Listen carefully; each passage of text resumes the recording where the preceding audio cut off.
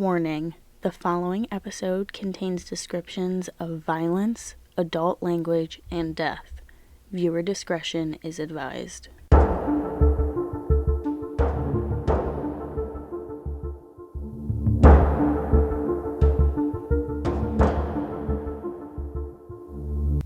Alright guys, hello, welcome back. CMP Podcast, ChristinaPlourd, me, that's where you are, right this second, that's what you're listening to. Appreciate it, love to see ya, love to have ya. So, today is paranormal episode number 5. Paranormal Powwow is what we're calling it. If you have a better name, please let me know. That's what I came up with. When it comes to coming up with catchy phrases, not the best at doing it, would love to hear something, you know? I thought of that one and I was so proud of myself, but whatever, we'll keep going. So you guys seem to love these episodes. I love doing them because I love reading this stuff. And so we're going to keep doing it until you tell me to stop. Until you say, Christina, you beaten, was the phrase, you beat a dead horse too much? I don't know what the phrase is. Anyways, so yeah, we're gonna get into it. But before we do, follow me on Insta, Twitter, Facebook. Subscribe to the podcast on wherever you're listening. I know I'm on like 17 different places, so I'm not going to shout out every single one of them, but I figured I'd do that so you guys can listen to it wherever and whenever and wherever you are. There we go. That's what I meant to say. So yeah, so follow me on Insta, Twitter, Facebook at the CMP Podcast. Email me, same thing, at Gmail, and let's get into it. So the first one is from r/paranormal, posted by you/yoboy Mateo. What's up, Mateo? The title is Strange Little Boy Followed Me as a Child. I have these very strange, vivid memories from when I was a child of a deformed little boy who would visit me in my childhood home. He never seemed to speak, nor did he ever seem threatening.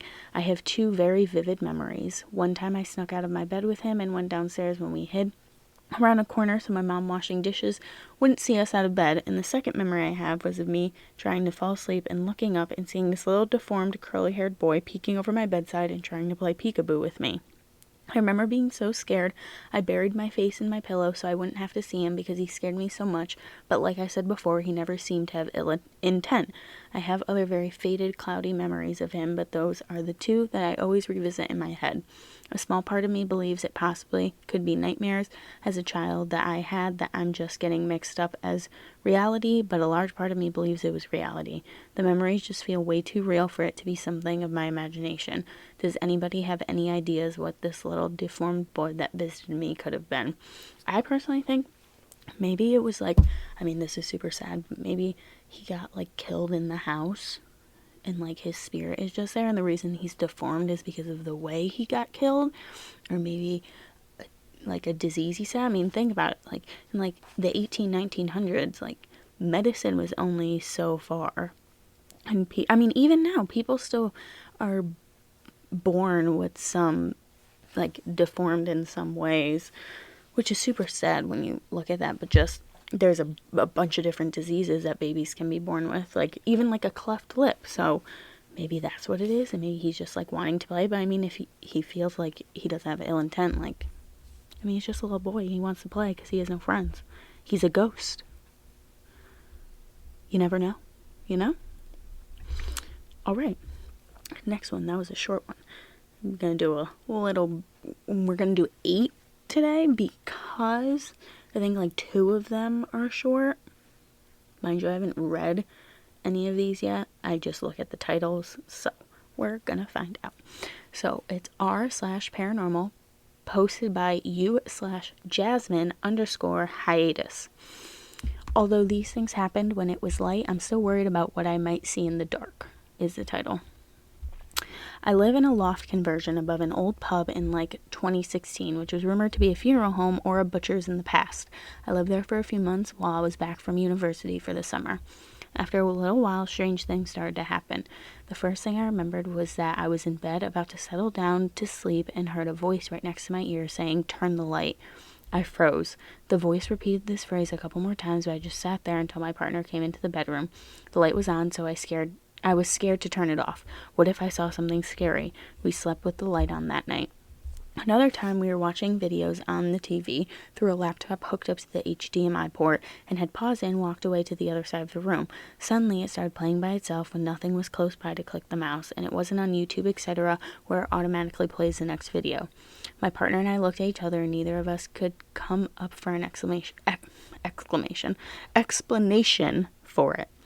When I was downstairs in the pub, I would sometimes see people-shaped figures in the corners of my eye, but when I looked, they would always disappear. I was alone in the room during the daytime and heard the most beautiful sound of what I think were angels singing in my ears for about 2 minutes. This happened on several occasions, and every time I just lied down to listen. The last time anything happened there, I was laying in my bed in the morning and I heard a female voice faintly say hello right next to my ear. I said hello back out loud after a few seconds, really nervous and not really thinking about anything else. Really not thinking anything else would happen. Then it said, "Tell Brandon I said hello." Brandon is my partner, so of course I told him. After that, nothing else happened. Maybe that's all I wanted. I've never had anything like this happen before or after living in the pub or outside of the pub at all. I did worry that there was something wrong with me and I was hallucinating, but it seems like it was a bit of a coincidence to be all happening in one place. That's interesting. I mean, they clearly know you guys because they literally said your partner's name by his first name. I don't know. I think that it's haunted, but they don't based off what I'm hearing, it doesn't really seem like anything with ill intent. It's just people talking. I don't know what that could be. Yeah, the first comment underneath it says it sounds like you have a few casual goats hanging around. As long as they do not get disruptive, then it should not really be a problem. Think of them as roommates that are never home, they said. See, that's fine. If you think of ghosts like roommates, then I feel like it'll make you feel better. Oh, we just live together, we're vibing, we're hanging out, whatever.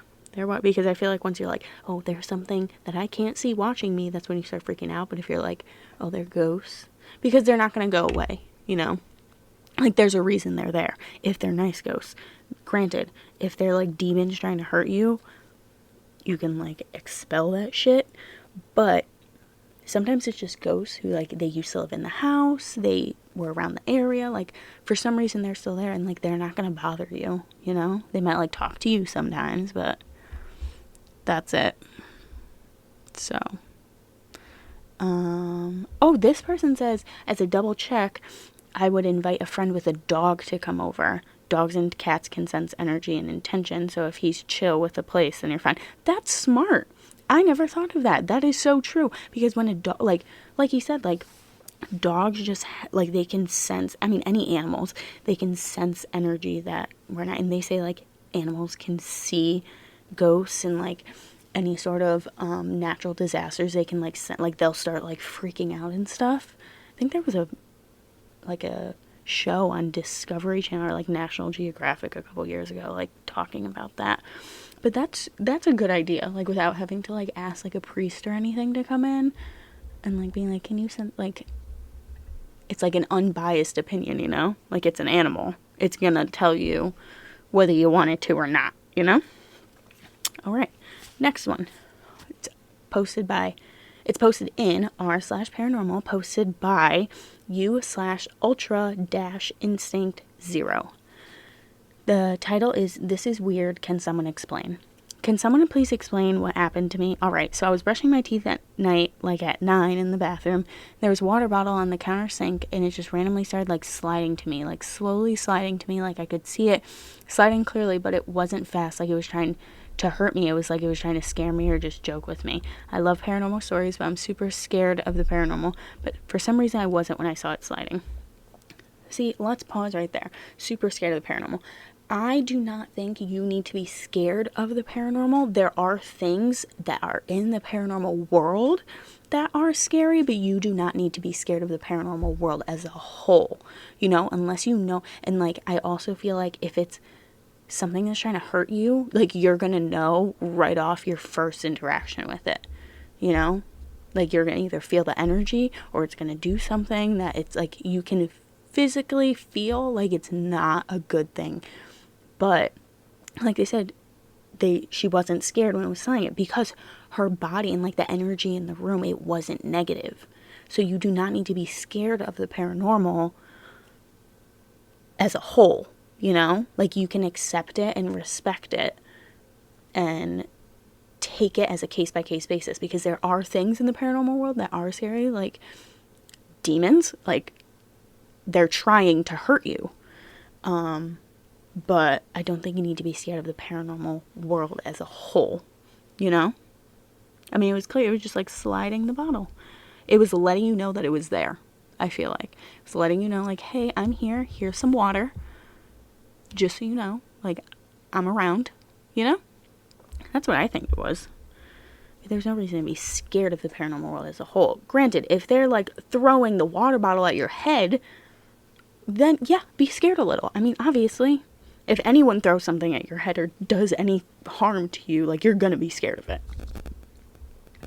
Or want to fight it. To fight a ghost. Throwing uppercuts at air. Alright. So, the next was posted in r/paranormal, posted by u/Deanie1970. Strange experience this morning. Shadow people. Around 5 a.m. this morning, I woke up and went upstairs to go to the bathroom. I was back in bed for a half an hour, still quite awake, insomnia, and I saw a dark shadow move by my nightstand. But then it moved down my side of the bed and by our oscillating stand-up fan. When it moved in front of the fan, the sound of the fan quieted down while it kind of paused and then kept passing by it. The shadow went to the bedroom door, but then moved back again in front of the fan, and the same thing happened. The fan quieted down for a second. There was no chance I'd fallen back asleep. Every time I get up in the middle of the night to use the bathroom, I always stay wide awake for about 2 hours or so. For the record, I'm not on any drugs or alcohol and have no mental issues. I've seen shadow people in this house many times. My boyfriend's mom has seen them as well. It never feels scary. Their presence always feels strangely calming. Going back to what I said in the last story, I've been dealing with a lot lately since my mother has been hospitalized since September 7th. I had an issue with the hospital staff on the phone last night, and that had me stressed out. I thought it was very weird when it passed slowly by the fan and the noise quieted down just like if a solid body passed in front of it.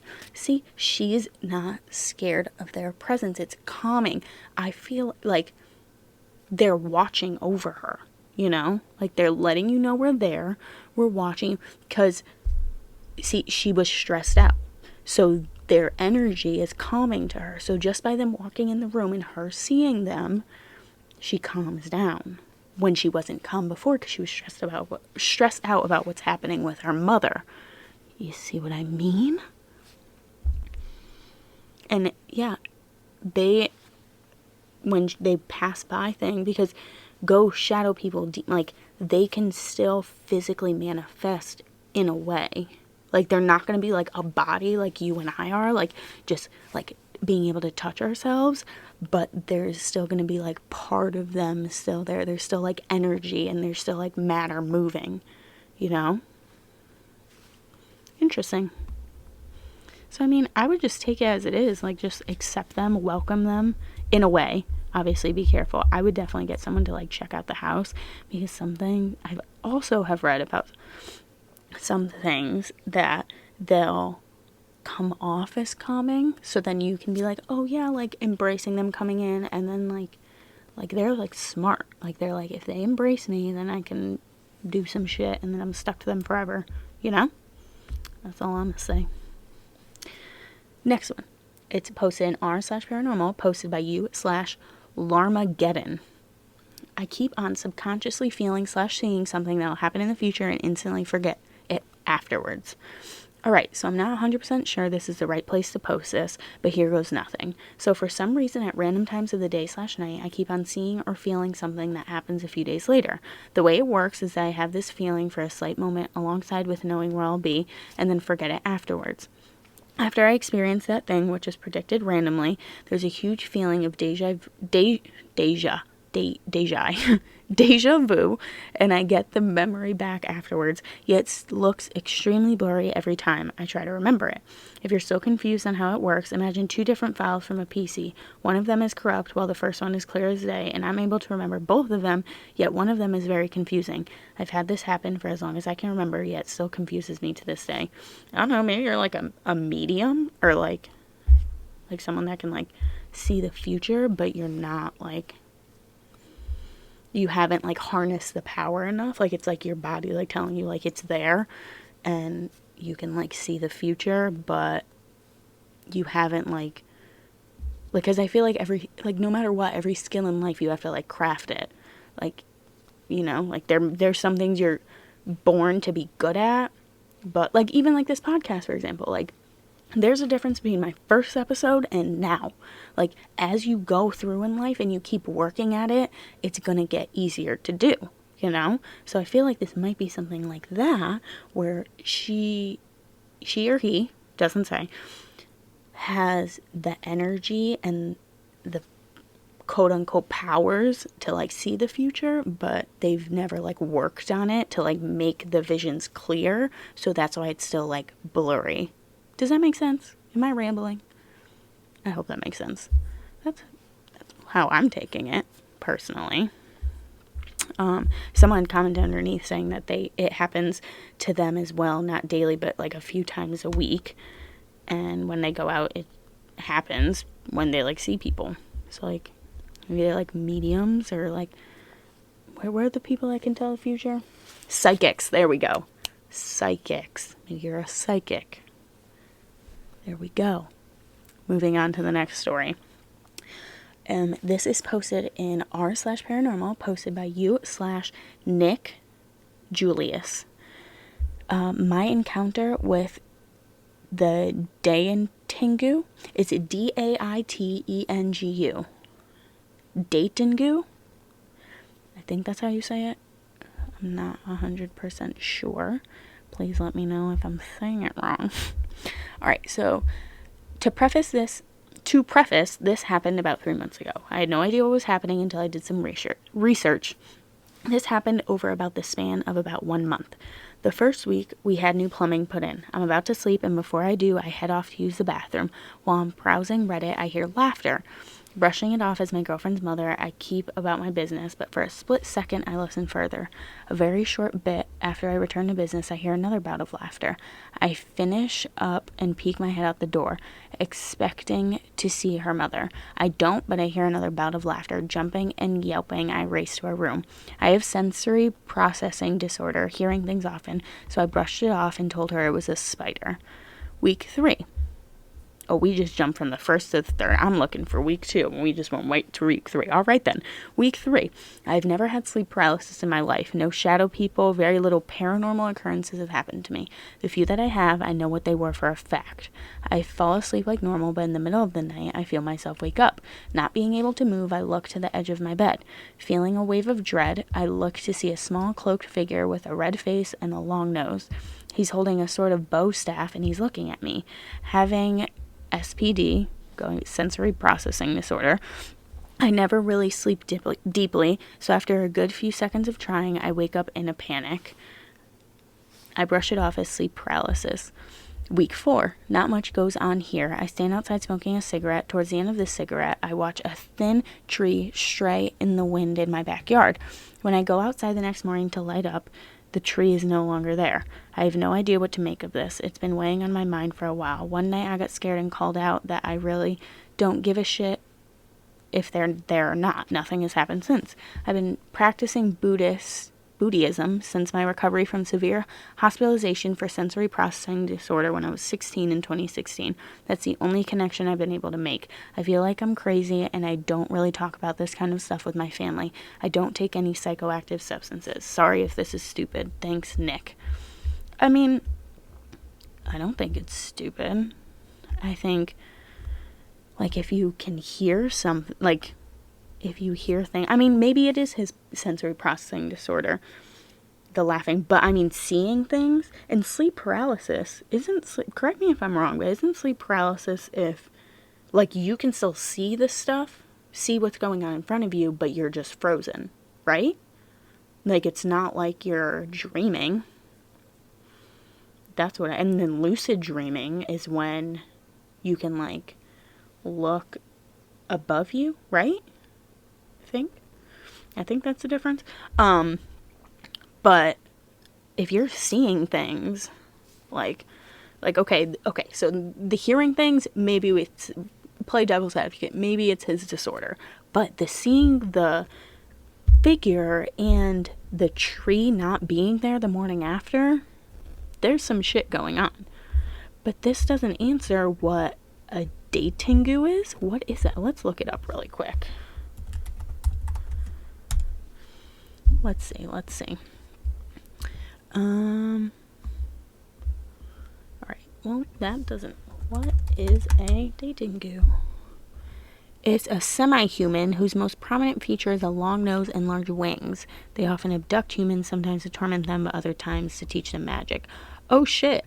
So, that thing could have been a datingu. Yeah, because it's a red face and a long nose. But it says that they're large. This one was small.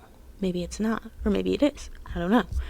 But, oh, so, see, now after reading that, you should, I would be a little concerned, given that they are known to abduct people. But they also may be teaching magic, which is fucking sick. Because, yes, teach me some magic, but don't kidnap me. You know? I don't know. I don't know what I would do in this situation. I think I would try and dive deeper into it. See if there's a way to, like, bring it around more, maybe? Is that playing with fate too much? What do you think? I don't know what I would, like, after reading that, I've been like, but I want to know how he found that. I mean, he probably typed in, like, small cloaked figure, red face, long nose, and then, like, it came up. But I definitely recommend looking it up because the illustrations people have of them on Google, those just look kind of scary. Just saying. All right, so the next one is called My Story. It's posted in r//Hi Strangeness, posted by you/Enki Creator. All right, so it says, first things first, I have an unshakable belief beyond wishful or religious in the existence of alien life in the form of intelligent beings. This belief was refined over the years with the study of the phenomenon, the books, my inclination to ancient history that brought me to the not-so-refined works of von Daniken, but which in turn led me to Zachariah Stitchin and many others. This is not a recent phenomenon. My phobia, nightmare fuel, and I have simultaneous fascination with aliens/UFO has been there since my very first memories. I have a constant feeling that I do not remember something, and if I do recall it, I am not completely certain that these are fabricated memories from dreams or my young imagination.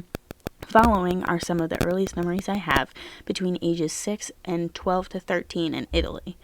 Oh, this is the first one that's, like, out of the country. And I like reading those because there's so much more. I mean, just because the communities and the countries in the world, like, the United States is one of the newer ones, so it's not like Italy. They have history from, like, before BC, so there's a lot of shit going on, you know? I would love to go to Europe. I really want to go to the catacombs. That's my dream one day, to go there. Anyways, my very first recurring nightmare was of having a picnic with my parents in a green grass park next to trees when suddenly 4 to 5 tall men in gray suits, at the time I associated them to the enemies of the Power Rangers, putty patrollers, please check for images on Google, would grab me and take me away. Another recurring dream, especially when I had a fever, was of running, driving, or flying uncontrollably fast. In specific, one of being on someone's shoulders while he ran, reaching absurd speeds. I cannot be 100% sure, but I have cross-checked this next point with my mother, who seems to remember something of this sort. I remember waking up with 9 round, brownish, burned-looking marks on the stomach. This memory came flooding back after watching a documentary on the Falcon Lake incident and seeing similar marks on one of the abductees. Please look that up if you've never seen that. It's crazy. Going back. In my childhood, I've been sick on a regular basis, almost monthly, with very high and sudden fevers. Lastly, in this age range, I have vague memories of symbols being scratched onto my window, but I still dismiss them today as just dirt, an obsession with spotting satellites, and a lasting fear of the dark. To this day, I find it difficult to fall asleep unless a movie or show is playing on my laptop. The following is from ages 13 to 14 to 19 to 20. I'm 31 years old now. In France, where I've lived for about 10 years, we have a large enough property with a modern chalet-style house in the middle of a large garden surrounded by trees. At night, from the very beginning, I could hear heavy steps running around the house from my ground floor bedroom. The steps would get fainter as they went around and louder as they approached closer to my room.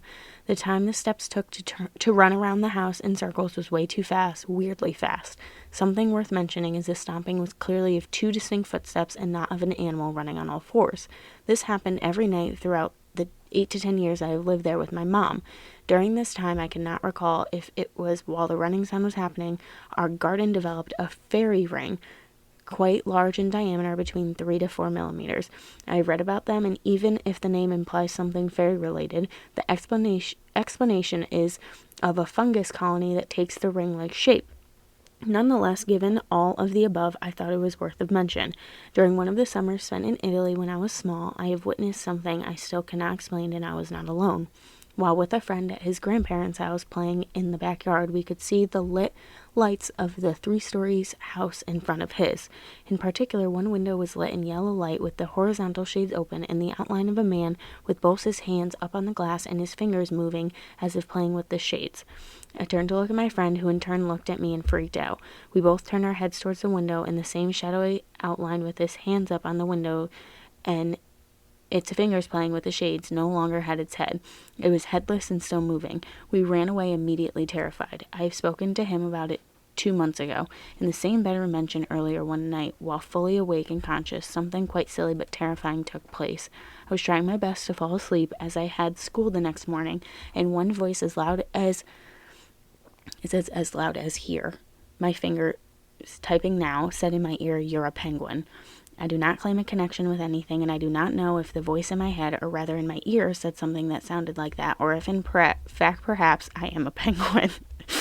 I did not sleep that night, and I now wonder what my brain interpreted that voice to be saying. Something worth mentioning is after telling the story to my father, he said that shortly before he woke up from a voice shouting in his ear, he said that shortly before he woke up from a voice shouting in his ear, 67. Again, do not know what that means, if it means anything, or if you heard of similar accounts.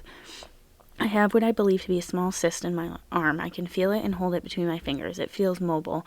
I do not doubt that it is exactly that, a cyst, that I should probably get it removed, but in the spirit of full disclosure, I have thought on multiple occasions, what if it isn't?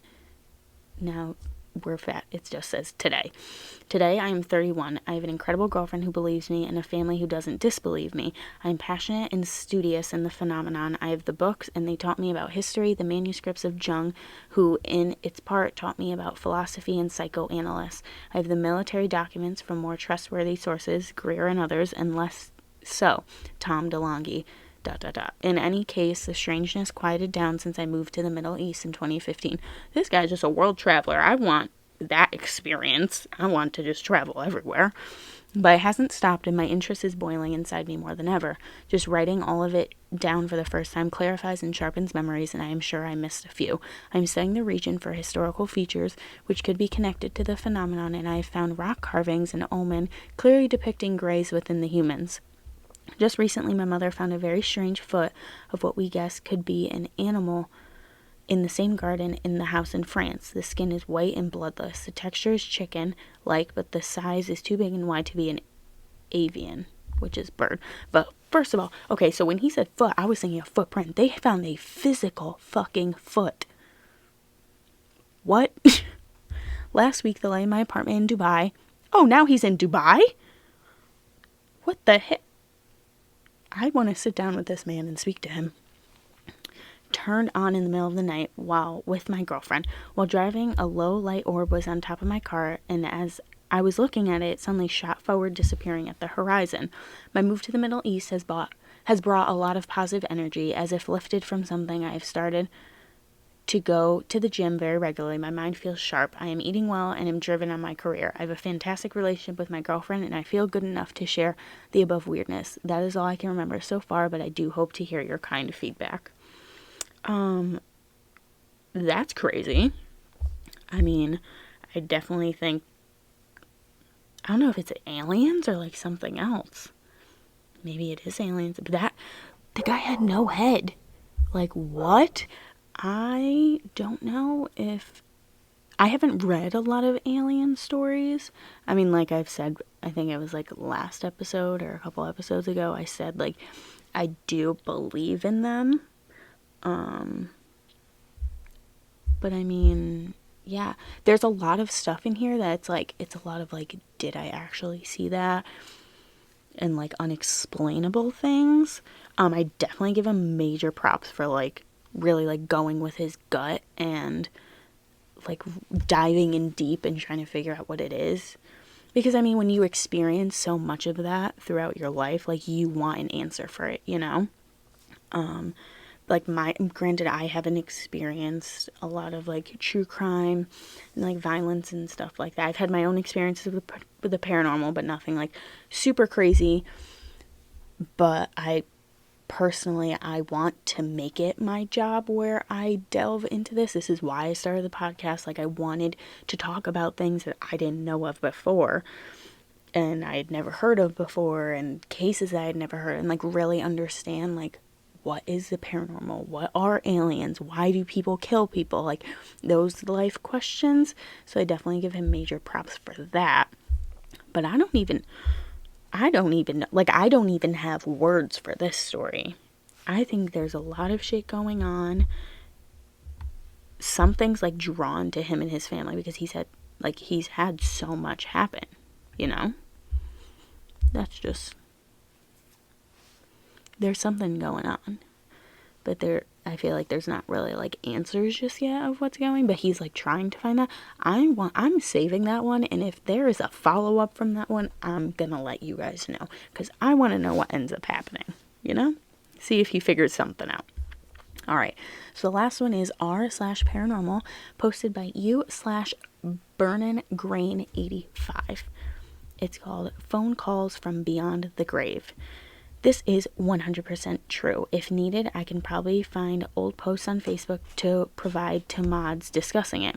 Now on to my haunting experience. My family has always been somewhat sensitive to the paranormal. More than a few of us have had unexplained instances, but nothing like what kept happening a few years back. The year was 2000, and while the world survived Y2K, unfortunately my great-grandmother did not. A few months after her death, every few days we would receive phone calls from a number caller ID that said 000000000. Every time we picked up, it was constant white noise like a TV channel that didn't come in right. The first few times we simply assumed something was going on with phone lines and disregarded it. However, for whatever reason, we always picked it up. Now, for those of you young ones on Reddit, the year 2000 was a different time. I was like 4. Cell phones were new, and most people had landlines still. The worst part was the fact that almost all of the internet was dial-up, meaning a simple phone call could interrupt the song you've spent the last 5 hours downloading on LimeWire. Pausing right there. Even though I was 4 during this time, I still remember a time in my life of using LimeWire and using dial-up internet. And that is true. If someone calls you and you were using the internet, threw everything off. Threw it all off. There would be arguing. There would be anger. Especially when you were downloading songs. Because then that messes it up and then you have to start again. And you've been waiting to listen to the song for hours. Ridiculous. Love Wi-Fi now. So obviously these white noise calls became an annoyance very quickly. Finally, my mother called the phone company to see if they could see where it was coming from. Well, once the phone company investigated the number, they discovered the calls were coming from a payphone. But not just any payphone. This payphone happened to be located right outside the cemetery where we had a few short months ago laid my granny to rest. She's calling. Not only that, but the payphone was disconnected from use a couple of years before and wasn't even capable of making calls. Ready? movie idea. They left the payphone there so that the spirits could call their family members. Oh shit. Oh shit. This settles it for my family. We decided it was my granny, so every time the calls came, we simply spoke to her the same way we always did, and all was good. The calls continued for around 2 years at this point. I lived at the time in an area where tornadoes were rare, but when we had one, it tended to be incredibly damaging. One night, one came through the neighborhood causing a lot of damage. However, my home was thankfully spared. Not long after it passed, the phone rang. This time, however, instead of white noise, my mother swears she hears her ask if everyone is okay. Mom reassures her we are all fine and everything is okay. After that, the calls stop, and we hope she's moved on to find her peace knowing we are okay. 10 years later, both my grandmother and grandfather have passed and have been buried alongside the rest of our family. My mom decided to move into her parents' home.